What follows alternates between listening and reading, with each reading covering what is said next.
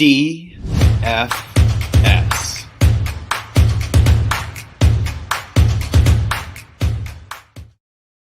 It is Friday, November 5th here in Draft Shark Studios in Rochester, New York. Welcome to our Week 9 DraftKings podcast. I'm your host, Matt Schaff. With me, as always, is Jared Smola. And this podcast is sponsored by our partners at FanShare Sports. FanShare curates hundreds of pieces of daily fantasy sports-related articles, tweets, and podcasts to create the most accurate ownership projections in the industry. Those projections can be found in the lineup generator on DraftSharks.com, and you can find up-to-date ownership info anytime at FanshareSports.com. Jared, we had a quarterback. Josh Allen's face was literally all over last week's podcast, especially if you watch it on YouTube. You can still see it there. This week, he's still the top dollars per point option, even at an $8,200 salary on DraftKings. According to the DraftSharks.com numbers, he's ahead of $4,400 Jordan Love. Are you paying all the way up for Josh Allen again this week in DK Cash? No, I'm paying all the way down to Jordan Love because there are a bunch of stud running backs in great spots this week that I want to use. I want to get 3 stud backs, and I want to play Tyreek Hill, and we'll get to him. And you can play all 4 of those if you use Jordan Love at quarterback. It's not comfortable, but I mean, again, it's $4,400 for a quarterback. Like, if he gives you 15 points in cash, you're probably okay. If he gives you 18 or 20, you're golden. He gets the Chiefs. That helps. You know, they're a bottom 3 defense for basically any metric you look at. And Love can run too. You know, 76th percentile athleticism. He's 6'3", 224 pounds. I think he can give you 20 to 30 rushing yards, maybe a rushing touchdown. So I'm playing Jordan Love in cash. Hopefully it's fun on Sunday. Yeah, it'll be interesting at the very least. We'll see whether it ends up being fun. We've talked about it a lot more in the past. I feel like we haven't had nearly so many such guys lately. And I'm always the one that's apprehensive about going to that player who, you know, I just think has the potential to bust, but I certainly can't argue with the logic of playing Jordan Love, especially as we get into the other positions and talk about the players that he allows you to get into the lineup. For me, it's probably going to be Tua Tagovailoa at $5,800. So there's still some savings versus the top guys. And I feel like not as much risk that he lets me down. So he faces the Texans, of course. Mac Jones, really the only guy that hasn't paid off at a cash game level versus the Texans so far this year. Threw for 231, 1 touchdown, 1 pick back in week 5 against Houston. Carson Wentz threw for just 223 and 2 touchdowns, but that was only on 20 attempts when he faced Houston. Baker Mayfield threw for only 213 and a touchdown against them in week 2, but he also ran for a touchdown. So he ended up with a fine cash line that week. Tua wasn't great last week against the Bills, but he still ran in a touchdown in that one. He had 2 strong outings before that game against weak defenses, Jacksonville and Atlanta. That's what the Texans are, a weak defense. So I'm not worried about downside for Tua this week. It would be better if Devontae Parker was still around, but he had the hamstring setback, so he's out of the mix. But we still got Jalen Waddle. We've got Mike Gesicki. We've got Myles Gaskin. All those guys are available if I want to stack. Also okay with not stacking anybody because really no matter who's hurt or in, it seems like Miami prefers to spread the ball around here.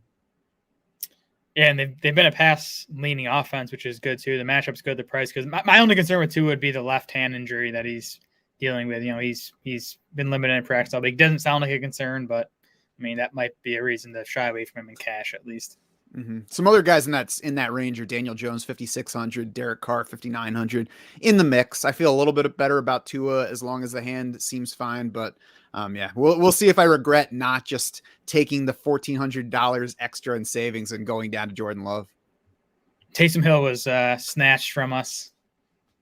Sad. It's probably because I bragged about getting him on waivers on Twitter. I'm honestly, you know, all that aside, it really doesn't seem to make sense to me. That Saints team is not going to just win anything of substance in a traditional way. So to me, it seems like the better bet is to do something that's different than everybody else and not just run Trevor Siemian out there to, you know, be a sorry facsimile of an NFL quarterback. Yeah, my only thing is, you know, maybe Taysom was out for about like 2 or 3 weeks with a concussion. Maybe Payton just didn't want to throw him right in there. I think he'll still be under center. sooner than later because it's still Trevor Siemian. He's gonna Trevor Siemian at some point, and they're gonna go to Taysom. So we've all seen the Trevor Siemian game every couple of seasons where it's like, you know what, he's not so bad, and then he starts longer, and it's like, actually, he is so bad. That's why he's not still a Bronco. It's why he's not still a Jet. You know, it's why he was buried on the Saints roster. So whatever. I guess we'll see where it goes. I'm definitely not dropping Taysom Hill where I did pick him up this week. But back to the DFS stuff, Jared. What are you playing at quarterback in GPPs? Yeah, so in GPPs is where I'm paying up for these elite quarterbacks who, have the 30, 35 point ceilings. Josh Allen, we already mentioned. I mean, I talked about him a lot last week, and he actually ended up getting there late. He kind of was lucky to get there, did not play well, especially in the first half. But this matchup against Jacksonville is even better than last week's spot against Miami. Jacksonville's like bottom 3 in any pass defense metric you look at. So Allen should have no trouble here. I like stacking them with Stephon Diggs. I like stacking Allen with Emmanuel Sanders, who killed folks last week, but I still feel good about his upside. So I like Josh Allen. I like Lamar Jackson too. Baltimore third in situation neutral pass rate over the last 4 weeks. Crazy. They've become this pass heavy offense, which obviously helps Lamar Jackson. I think Lamar, Hollywood Brown, and Mark Andrews are nice values, even in a vacuum. So I think it's easy to stack up Lamar Jackson. And I just think this Ravens-Vikings game has some shootout potential. I think both offenses should have plenty of success against the opposing Ds. And we've certainly seen multiple shootouts involving Baltimore already this year, so it's not even that much of a projection to say that the game can do that. So I agree. I always end up having trouble getting to those top dollar quarterbacks. So we'll see. We reach these shows with Jared having done some lineup building and me not having done so. So I'm kind of guessing at what fits together. So we'll see if I get to the expensive quarterbacks. I do like Tua over here as well. Houston is giving the 9th largest boost to quarterback scoring so far. Plenty of affordable stacking options, as I mentioned. And I don't think anybody in that Miami lineup is getting exorbitant ownership where you have to move away from them. Joe Burrow is also intriguing to me, though, for tournament lineups. He's at 3% projected ownership right now. Jamar Chase is at sub 10%. T. Higgins around 15% because of his price difference with Jamar Chase. I don't think that's too high to also be in the mix, especially if I'm starting Joe Burrow to do the differentiating for me. So we've got the Cleveland matchup. It's been a pass funnel type of defense so far. 3rd in DVOA against the run, 25th against the pass. And that defense has a dinged up Jadeveon Clowney at defensive end. It's got a dinged up Denzel Ward at cornerback. I think that they'll both play, but they're dealing with injuries at least, so not at 100%. The Browns have allowed 4 games already of 3+ quarterback touchdowns, including 3 total touchdowns by the Houston quarterbacks way back in week 2, that game that Tyrod Taylor got knocked out of. Yeah, no other reason that Burrow is low owner than I think people just want to either spend up for the Allens and the Lamars or spend down for Jordan Love. Burrow's just kind of in the middle there. So I like him as a tournament play. This is where I like Tua in tournaments. With Parker out, it's such a condensed target tree now. I think you stack Tua with Waddle and Gesicki if I'm playing Tua, and I think you're going to soak up a lot of his production with those 2 guys. Although maybe even Myles Gaskin in place of one of them, because he's one of the few that could catch a lot of passes on a successful passing day. Yeah, he'd be my 3rd stack with 2. If you're playing multiple Tua teams, I do think you probably mix in some Gaskin. Gaskin also appears to be headed for the highest ownership rate of any of those Dolphins. So, maybe that's a knock against putting him in those stacks, but could go certainly both ways. At running back, we've got no Jonathan Taylor, of course, because he already had his big week on Thursday night. We've got no Derrick Henry, which we wouldn't anyway. Saquon Barkley because of his injury. Darrell Henderson's playing Sunday night. Najee Harris is playing Monday night. No DeAndre Swift. No Leonard Fournette. They're on bye. We don't know yet about Christian McCaffrey. So, Jared, who are you excited about at running back in cash? Yeah, it's crazy despite all those guys not being on the main slate. To me, Alvin Kamara, Austin Eckler, Dalvin Cook, and Zeke Elliott are all in great spots, and I think they're all fairly priced, if not underpriced. To me right now, it's Kamara, Eckler, and Zeke in my cash lineup. I don't think I need to make arguments for any of these guys. We talked about the matchup for Eckler and Eagles defense. It kind of allows shorter completions, has allowed the 3rd most catches to running backs this season. So I like the matchup there for Eckler. Zeke, big home favorite, 2nd highest implied total on the main slate. Even Kamara, I do think that the Trevor Siemian news helps Kamara a bit. You're not going to have Taysom Hill stealing some carries, although Hill could still come in and steal some goal line stuff. But I think Kamara's target projection got a bit of a boost with Siemian under there too. So I think any of those 4 stud backs are strong cash plays this week. Now Hill's going to only be stealing carries. So what do you think makes it a good spot for Dalvin Cook? Yeah, I guess with Cook, it's not. I mean, Baltimore's D is average. I think it's not a matchup I'm running away. To me, just $7,700 for Dalvin Cook seems too cheap. For the volume he's gotten when healthy this season. Yes, and I think that in the past it might be like Baltimore. I'm not playing my running back there, but this year that just hasn't been the case with this Ravens defense. Yep.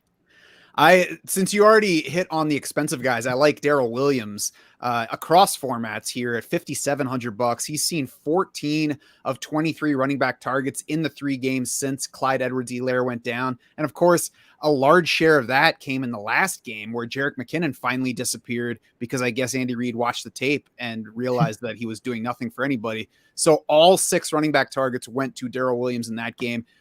People came away talking about Derek Gore, and, it's easy to understand why, because he went from being somebody that none of us knew to a guy that stole a touchdown and looked good on basically his one drive of work. But Daryl Williams still dominated the snap share there. Packers are a weak run defense. They're weak in running back coverage. There's no Aaron Rodgers, of course, that can only help the game script for Daryl Williams. I mean, maybe the Chiefs don't run the ball anymore and they just throw it because that's what they want to do. But Daryl Williams is going to be involved either way. There's going to be scoring opportunities. He's also projected under 10% ownership, which, we're talking about cash here, and I think he certainly fits there. But that also makes him extremely attractive, I think, on the GPP side.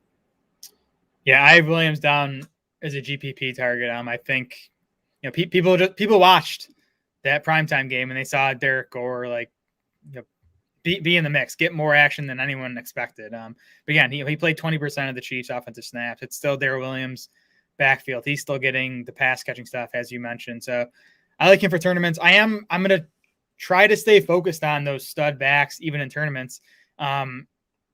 Zeke, Eckler, and Kamara are all projected around 20% ownership. Dalvin Cook's around 10%. So if you're, choosing between those 4, Cook is my favorite tournament play among those top 4 guys. The other cheaper guy I'm going to probably end up mixing it is Zack Moss. He's emerged as the best fantasy back in Buffalo. He's getting most of the pass catching stuff. He's getting most of the goal line stuff. He's getting the work that we want, the work that produces fantasy points. And obviously the matchup against Jacksonville, the Bills have easily the highest implied total on this main slate. Yeah, a couple of weeks ago, the gap was closing between Zack Moss and Devin Singletary, or at least it temporarily closed. It opened back up last week against Miami. Zack Moss has seen 15 targets to 8 for Devin Singletary over the past 3 games, 7-1 versus Singletary in targets last week. So we like his position, and he might be in for some red zone opportunity regression. It's been down over the past 3 weeks, his exposure in that range, but nobody else's has been up. That work hasn't been going to somebody else. They just haven't been having those opportunities down there, rushing or passing. I guess they've just been scoring from a little farther out.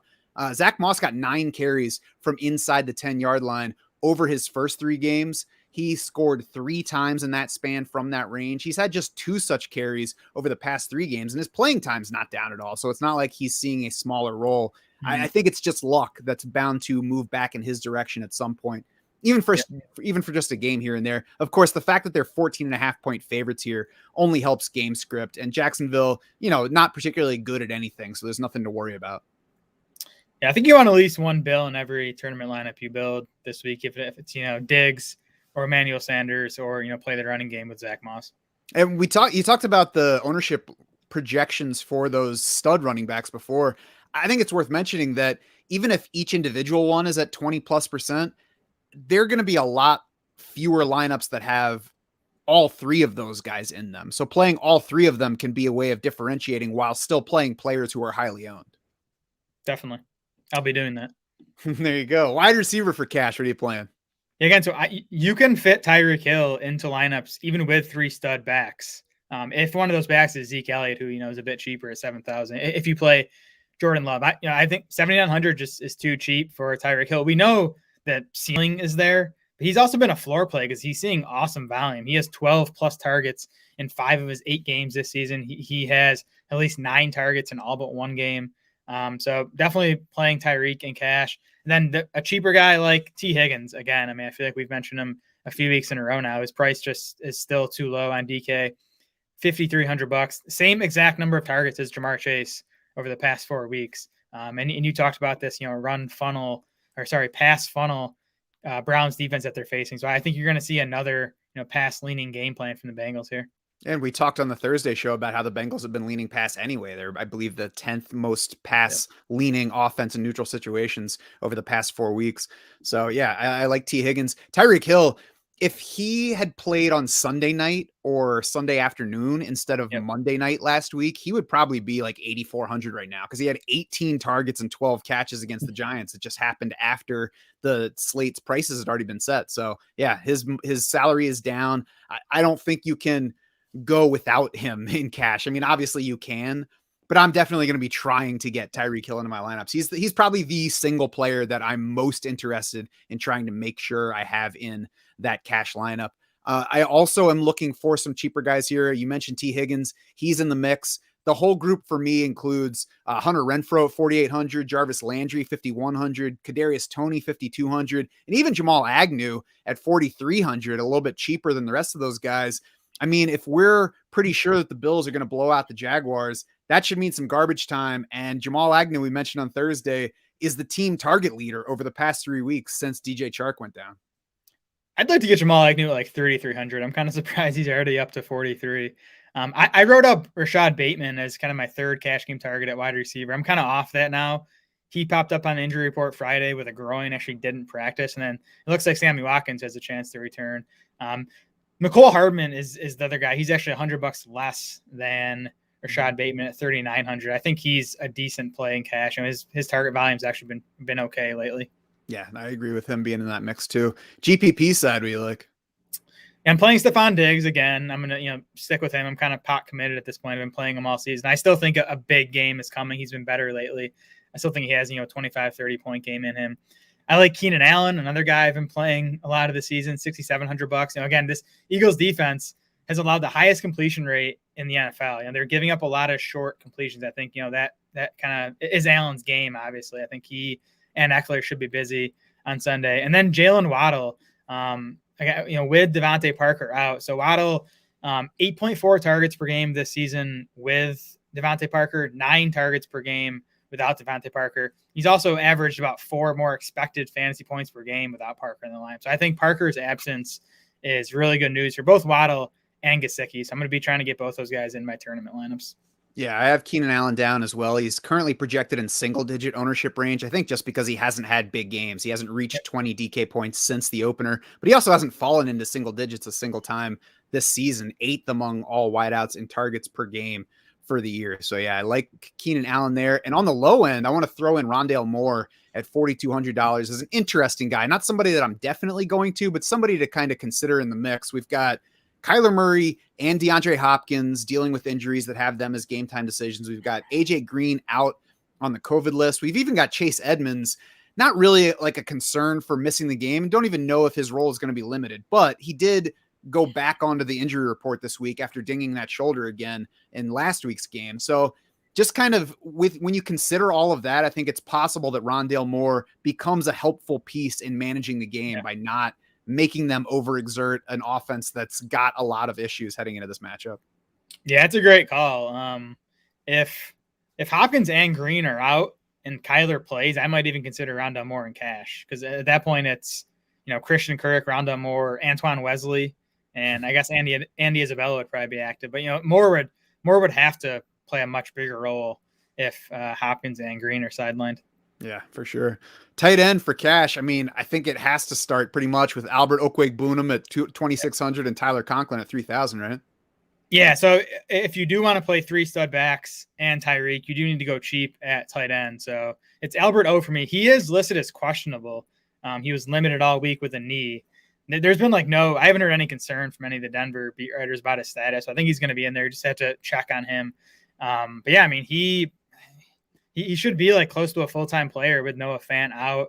Alberto's not just some random, fill-in tight end. He is a big-time athlete, good size, elite speed, has been good in limited action. You look at PFF receiving grades, 8th among 78 qualifiers as a rookie last year. He's 18th among 56 qualifiers through the first 8 weeks of this season. So, he's a talented pass-catching tight end. And the Cowboys are dead last in Football Outsiders tight end coverage DVOA. So it's a good matchup for Albert O as well. Yeah, I'm living with these two guys at least here, probably on the GPP side as well. You gave the case for Albert O. If you want to avoid, any risk with that knee, even if he plays, Tyler Conklin's $400 more. Also, his team's number one tight end also gets a great matchup. These two games are also number 1 and number 3 on the main slate for over under. So we're expecting plenty of points from these games, which can only help the scoring opportunities for both of these players. Baltimore has allowed more PPR points per game to tight ends than any other team in the league so far. So just a great spot for Conklin to potentially score some points and to become involved. On the GPP side, I mentioned I'm considering both of those guys, not just because they're cheap, but because of the upside that we just talked about for both players. I think also Dan Arnold at 3,400 is in the conversation in a similar range, especially in a Bills lineup. Yeah, I've actually been debating whether I want to use any Jags in my Bills stacks. I mean, I think it's a case where you could just not run anything back. If I do, it's probably going to be Arnold, at that price tag. I like just getting tight end out of the way in my stack. So he'll be an option for me in Bills teams. I like Conklin for tournaments. It seems like Albert O is going to be a lot more owned than Conklin. So I think going to Conklin in tournaments makes some sense. The other two guys I really like, Mike Gesicki, I've mentioned. His targets go from 6.2 per game with Devontae Parker to 8 per game without Devontae Parker. So, good news for Gesicki there. And then Dallas Goedert. His usage has been elite since the Zach Ertz trade. And now he gets a Chargers defense that's 30th in Football Outsiders tight end coverage DVOA. So the other thing about tight end this week too is if you go to the DS lineup generator and you look at if you go to flex and look at all tight ends, running backs, wide receivers combined, 5 tight ends are atop the dollars per point value rankings. Albert O, Conklin, Gesicki, Goddard, and Jared Cook equities up there too. So I think this is a good week to consider using a tight end in the flex spot. So I might make tournament lineups this week with Gesicki and Dallas Goedert or one of those guys plus Albert O to save some money. And I think messing around with the tight end in the flex is I think all 5 of those guys are really strong values. Yeah, and then it saves you from having to trust a wide receiver down in the 4K or 3K range, who's certainly not going to be a better bet for targets than one of those guys. Before we wrap up with tight end, though, I want to go to the other end of the salary scale. You talked about Tyreek Hill's price being down, but Travis Kelce is heading for lower ownership than usual, according to the current projections. He's also at 7K, tying his lowest salary of the season. Certainly nothing scary about the Packers matchup for him. Monday night's dud is bound to keep him from getting into lineups at the same rate that he usually is, but it followed 3 straight games of 10 plus targets. So I don't think there's an overall issue for Travis Kelce other than, the whole Chiefs offense is like, why are they not as good as usual? It's a good week, I think, to go ahead and bet on them rebounding. Maybe it doesn't happen. Maybe they have deeper seated issues that still need to be worked out, but they're facing a defense that isn't very good. And Patrick Mahomes is also headed for single digit ownership. So Patrick Mahomes, Tyreek Hill, Travis Kelce, that is usually going to be much more difficult to put into the same lineup. And you're usually going to have a lot more people trying to do that. So I think this week seems like a good spot to do that. Patrick Mahomes also at his lowest salary of the season, currently 4th among quarterbacks in projected ownership. Yeah, Travis Kelce at $7,000 and projected at 5.7% ownership. That just seems like a play you have to make in tournaments. Like, I don't know, the Chiefs offense could continue to underwhelm, and Kelce could still, be a tournament winning play at that price tag into that ownership. Yeah, I mean, you can pop him in there or pop Tyreek Hill in by himself and be like, all right, if the Chiefs bounce back this week, I'm going to get a piece of it with one of these guys without overcommitting to it. Or, you could have some lineups where you overcommit and just take a chance that they get it back together. Yep. Defense, what do you like? I think the Chiefs are in play at $2,300 just, at home facing Jordan Love. They're obviously a bad defense, but I'm playing Love and cash. I expect him to make some mistakes in this game, take some sacks. So I think the Chiefs are a good play in cash. Up a little higher, I think Carolina, 2,600. They're at home for the Patriots. Their offense has stunk lately, but the defense has remained solid. The Patriots have been, a top 12 matchup for opposing Ds. So I think Carolina 2,600. They're probably even a better tournament play because they're going to come in low owned. Yeah, I think I would pivot away from the Chiefs in a GPP lineup because we don't really know what to expect from Jordan Love. The Yeah. Packers have done a good job of not allowing too many sacks this year. You know, plenty of that's Aaron Rodgers, and maybe that's completely different this week. But we're also talking about a Chiefs defense that has not been terrific, has gotten better lately, but hasn't been terrific. So there, there's just a chance that it's not a good game for the team defense for sure. So Panthers at 2,600, I like. They're eighth among 22 main slate defenses in DK points per game for the season. And the Pats have been a positive scoring matchup so far. In the more expensive range, I think Miami against Houston at 3,100 certainly makes sense. Dallas against Denver at 3,300. And obviously Buffalo at Jacksonville for 4K. Doubt I'm going to make it all the way up to that, but you can't really argue against their viability. Yeah, the last one I'll note is Vegas. They actually come in as our fourth best dollars per point value at home against the Giants and Daniel Jones and all their wide receiver injuries. Saquon Barkley out again. Vegas coming in at just 2.7% projected ownership at $2,900. So they seem like a good tournament play to me. They are on the road at the Giants, by the way. Are they? I think I thought they were home all week. So it's Vegas. Yeah, unless I wrote it down wrong. But yeah, pretty sure they're at the Giants. That's going to do it for this Week 9 DraftKings podcast. Head over to DraftSharks.com now to get more player recommendations. If you're a DS Insider, you can check out Jared's cash game picks as well as the top GPP options from Corey Bushland. You can also mess around with the lineup generator to build your own lineups with the help of the DS projections and FanShare ownership projections. For more discussion of DFS and all other formats, you can also join the free DraftSharks Discord. Find the link to do that in the description for this podcast. If you're with us here on the stream, stick around. We're going to take a brief break and then fire up the FanDuel side of things. For Jared Small and the rest of the Draft Sharks crew, I'm Matt Schaaf saying thanks so much for swimming with us.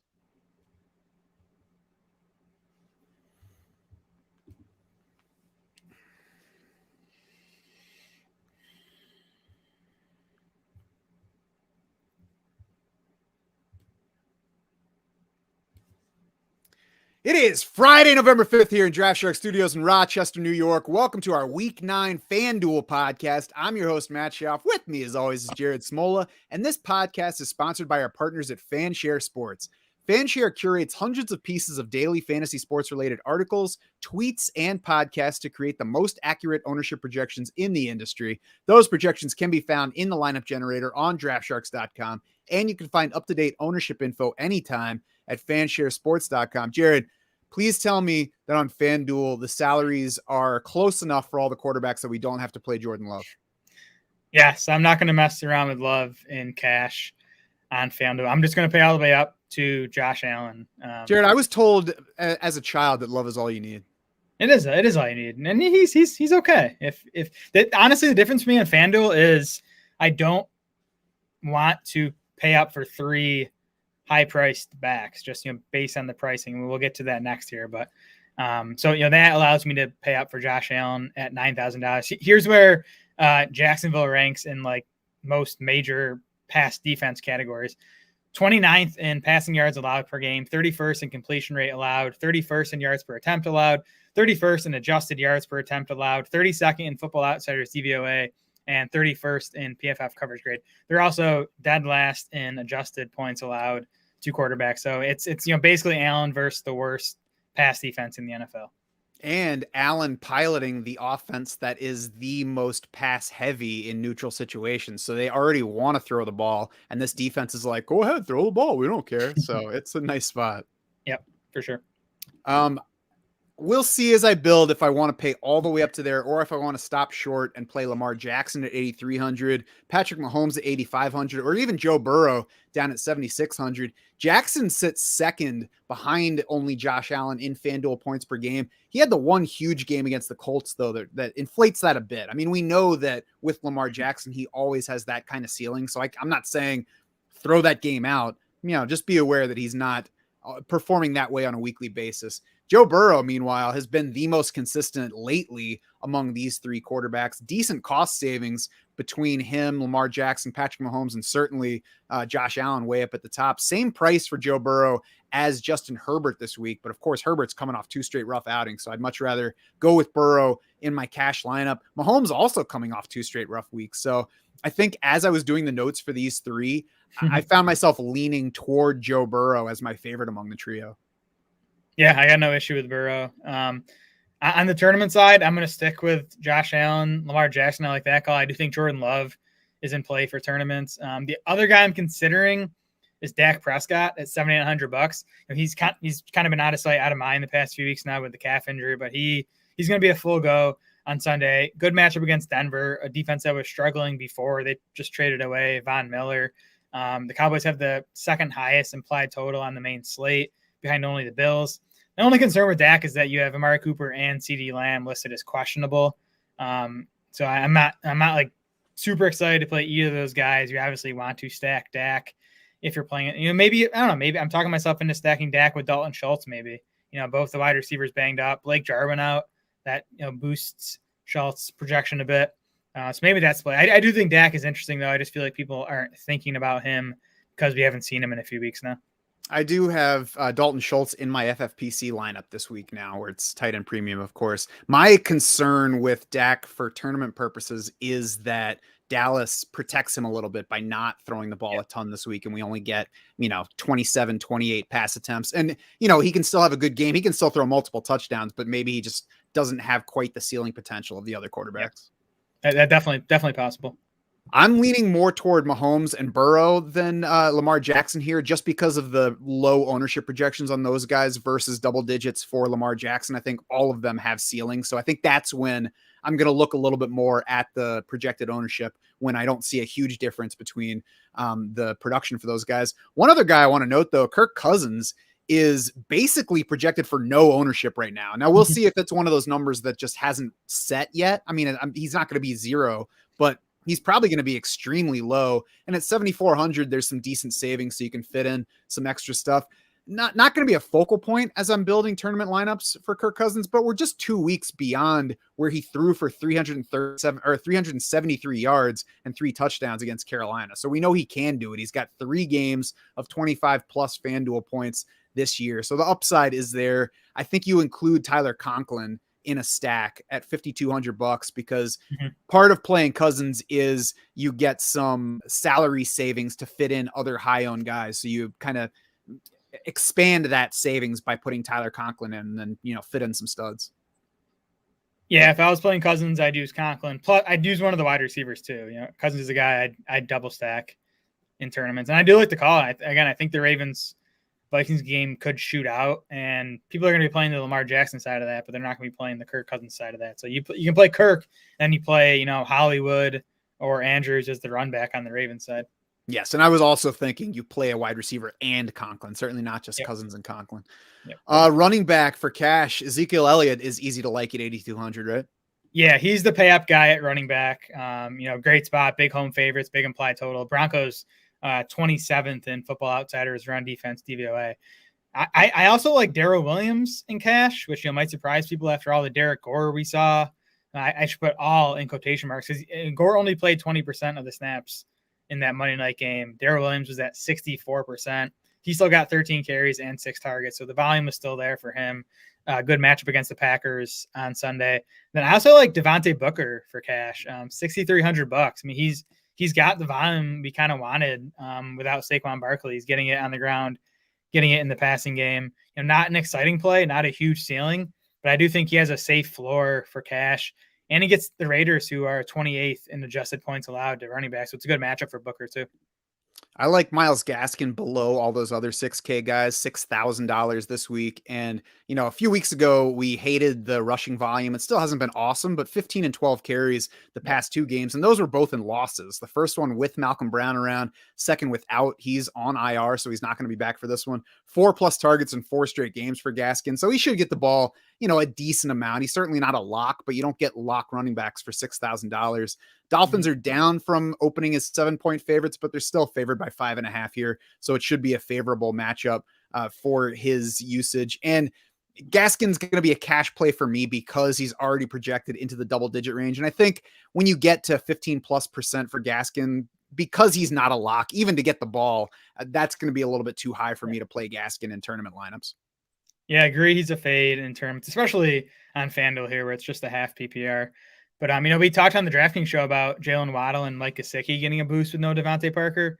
Gaskin has seen a boost, too. He's gone from 4 targets per game with Parker to 6.7 targets per game without Devontae Parker this season. So, that the Dolphins passing game is just going to be concentrated around those three guys, Waddle, Gesicki, and Myles Gaskin.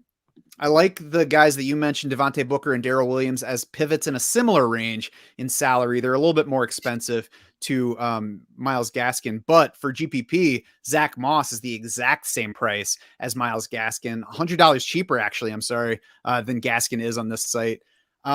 At least as much touchdown upside as Gaskin has, and he's been beating Devin Singletary in targets for a while, 7-1 in last week's game against Miami. The playing time gap widened again last week after it closed against Tennessee, so it doesn't seem like we have to worry there. And as I mentioned on the DraftKings show, Zack Moss should be in for some regression in terms of red zone opportunities, as long as the Bills actually get close to the goal line before doing their scoring going forward. He's heavily involved in that, not as heavily as if they didn't have Josh Allen at quarterback, but still the running back that they favor in that range.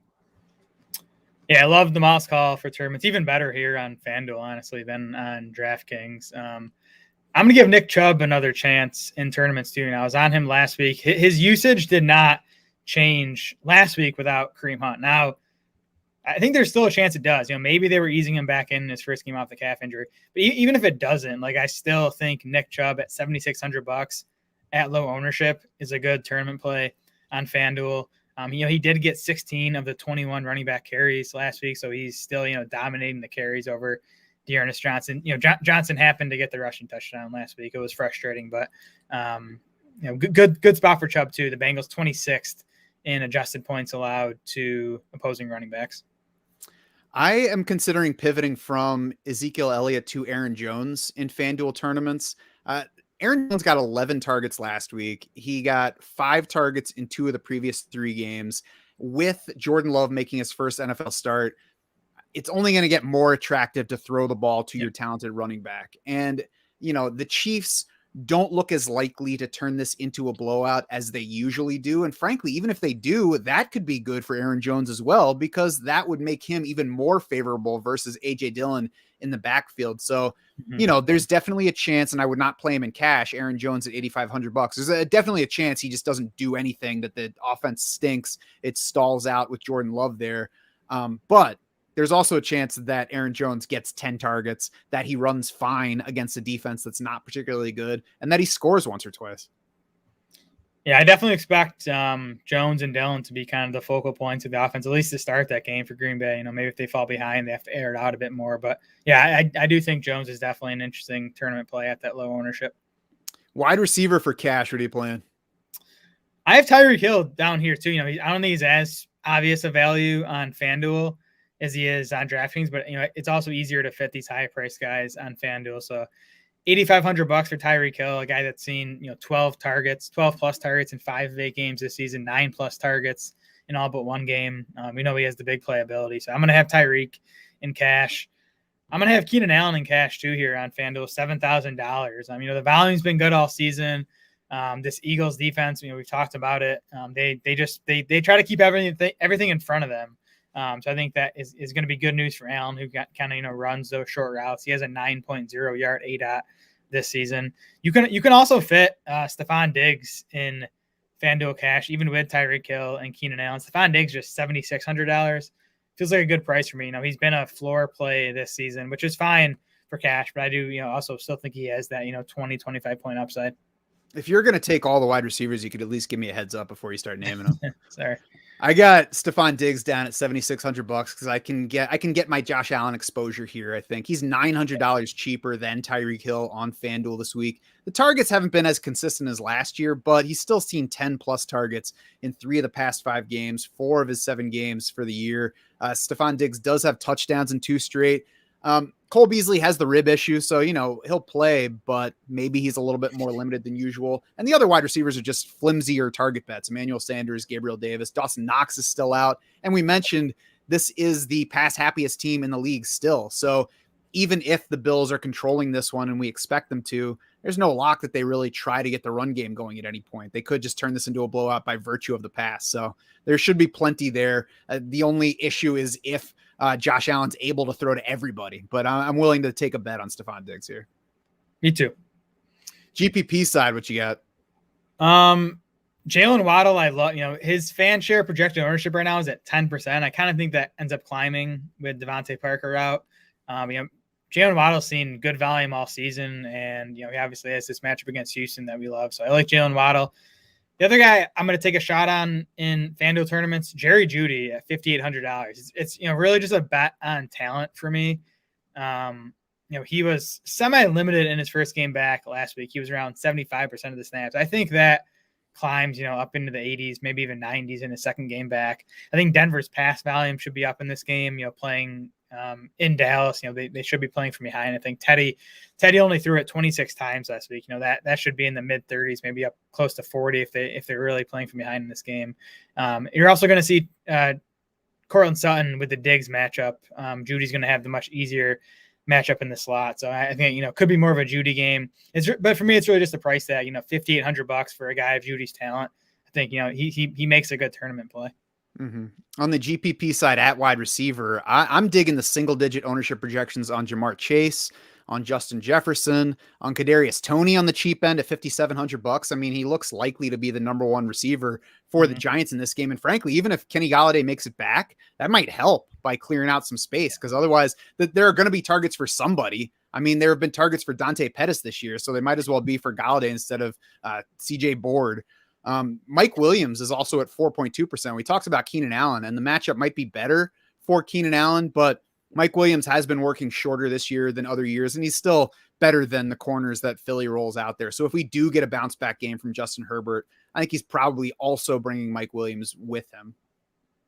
Yeah, I like the Williams call. I mean, I don't know if any receiver has shown more upside than Williams has this year. Mm-hmm. Tight end, what are you playing for cash?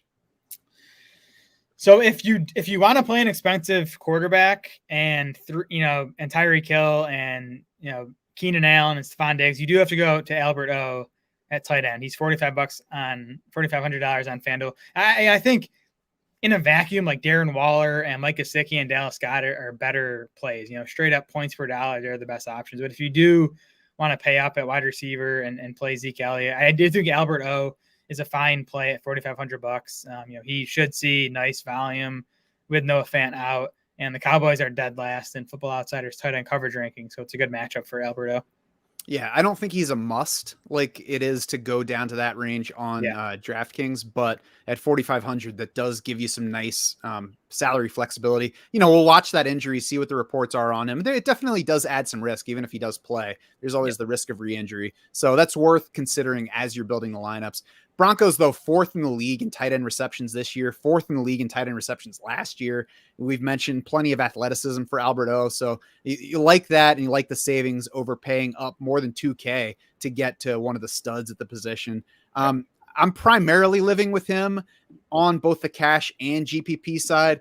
If it's over on the tournament side, though, I will consider going up to Darren Waller. He's our top dollars per point value, even at $6,800 this week. Travis Kelce, 7,800. I'm probably only playing Kelce in a Mahomes lineup just because he's $1,000 more than Darren Waller this week. And then also Tyler Conklin, I mentioned, in a Kirk Cousins lineup. And frankly, even if I'm not playing Kirk Cousins, I think Conklin's okay as a standalone option, given the injury question with Albert O. And if that $700 isn't changing how you're building the lineup elsewhere, because that's the difference between those two players here, which is a little bit bigger than on DraftKings. Yeah, I mean, Travis Kelce's also coming in at half the ownership of Darren Waller, so that makes me interested in him for tournaments. But Mike Gesicki and Dallas Goedert for me. Gesicki with Noah Devontae Parker and the Texans matchup, and then Dallas Goedert, he has a good matchup. His usage has been awesome since the Zach Ertz trade. So those are the two guys I'm really focused on for tournaments. We talked about the Chiefs defense on the DraftKings show. I think that the high ownership is probably pushing me away from them here. I guess it matters a little bit less in cash, but I think it's fairly easy to pivot to the Chargers at $3,700 at Philly. They're $400 more in salary than the Chiefs on FanDuel. The Niners are also interesting at $3,500, light ownership. They're either going to face a very banged up Kyler Murray or a backup quarterback. And certainly if it's a backup, I think that the ownership rate is going to probably skyrocket. It's at least going to grow from where it is now. So maybe the better play there, maybe it's better for the ownership if we get a banged up Kyler, because I think it'll still be an upside matchup. Yeah, the nice thing with the Kyler situation is, like, we don't know now that he's out, and best case, we're going to learn his status Sunday morning, and people don't react to the news as much as they should on Sundays, I think. So San Francisco's ownership, I think, won't get as high as it would if we knew right now that Kyler Murray was out. So I definitely like them as a tournament play. They would be in play for cash if it's Colt McCoy under center. I do like the Chiefs for cash. I'm not super worried about ownership. I think if you need the savings, $3,300, they make sense. I like Dallas, at home against Denver. You should get a lot of dropbacks from Teddy Bridgewater in this Broncos passing game. The Bengals come in as our third best value at defense, $3,800. They've been a good defense, and you have a bunch of injuries and Odell Beckham situation in Cleveland. So I think the Bengals for tournaments are an option for me. Yeah, I think that unless the $600 in salary matters, I would much rather play the Cowboys than the Chiefs because they're a better defense. Yep. Maybe Jordan Love implodes, but maybe he doesn't. Maybe he's just fine. Maybe we get a game like we did from the Colts defense against the Jets last night, where it was a blowout win, but they end up scoring 30 garbage time points, turning Josh Johnson into the next Mike White. Yeah, I think a Jets quarterback's going to finish like top 3 in fantasy points in 2 straight weeks, and it's not even going to be the same guy. It's going to be White last week and Josh Johnson this week. Joe Flacco next.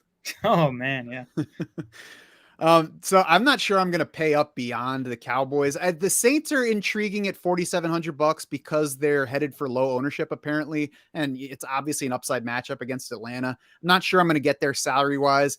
I really don't think I'm going to get to the Dolphins because they're headed for high ownership. And, you never know what's going to happen, especially with Tyrod Taylor back. Maybe it's a game where Houston just doesn't turn the ball over a ton and they score some points and it's just a meh outing for the defense. And then the Bills, the matchup is fine. I think the price is what I'm not getting to for them, $5,200 here. Yeah, Miami's definitely less intriguing to me with Tyrod under center. I just think, he tends to be a more conservative quarterback, doesn't turn it over a whole lot. So I don't like Miami's D as much as I did if it was going to be Davis Mills. Otherwise, it's for me, it's fun to talk about the elite Ds, but when it comes to building lineups, I just never get up to them. I just can't spend that type of money on a defense.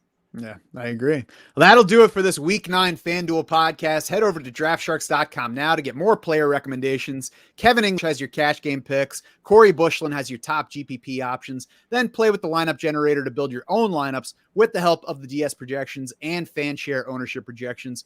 For more discussion of DFS and other formats, you can also join the free DraftSharks Discord.